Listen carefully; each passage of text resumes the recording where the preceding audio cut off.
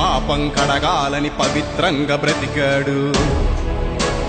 మీ దోషం తొడవాలని ప్రాణం అర్పించాడు. మీ అందరూ బ్రతకాలని సిలువలు మరణించాడు. పరలోకం చేర్చాలని భూమికి దిగి వచ్చాడు. నువ్వు పీల్చే ఈ గాలి, నువ్వు తాగే ఈ నీరు, నువ్వు తినేటి ప్రతి మెతుకు ఆయన కష్టం.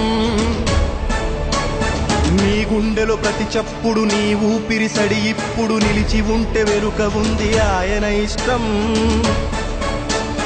కలిగి ఉన్నదేది యేసు లేకుండా కలుగలేదు.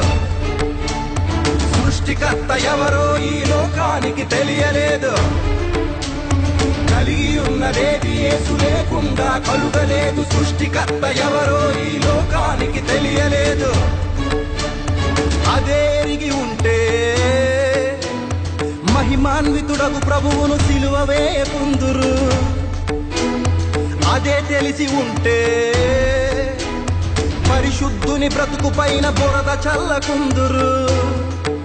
యేసు వివాహితుడు కాదు, నిన్ను రక్షించే హితుడు.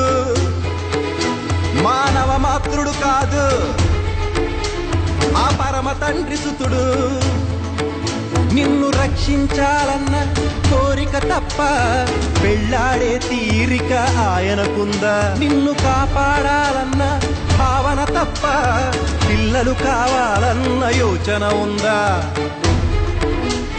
పరలోకం విడిచి వచ్చి నీ కొరకై ప్రాణమిచ్చి సమస్తాన్ని ధారపోస్తే వంచిస్తారా? లేనిని పుట్టిస్తారా? కాసిన చెట్టును రాళ్లతో కొట్టేది మీరే, ఏరు దాటి తెప్పను తగలెత్తేది మీరే. అమ్మ పాలు తాగి రొమ్ము నరికేది మీరే, తల్లి వేరు పైన ముళ్ళు గుచ్చేది మీరే. ఎంతకాలం, ఇంకెంతకాలం మునికోలకెదురు తన్నుటెంతకాలం? ఎంతకాలం, ఇంకెంతకాలం తినకపోతే పొంచి ఉంది పోయే కాలం. మా యేసు పరిశుద్ధుడు, పరిశుద్ధుడు, పరిశుద్ధుడురా. యేసు పరిశుద్ధుడు, పరిశుద్ధుడు, పరిశుద్ధుడురా.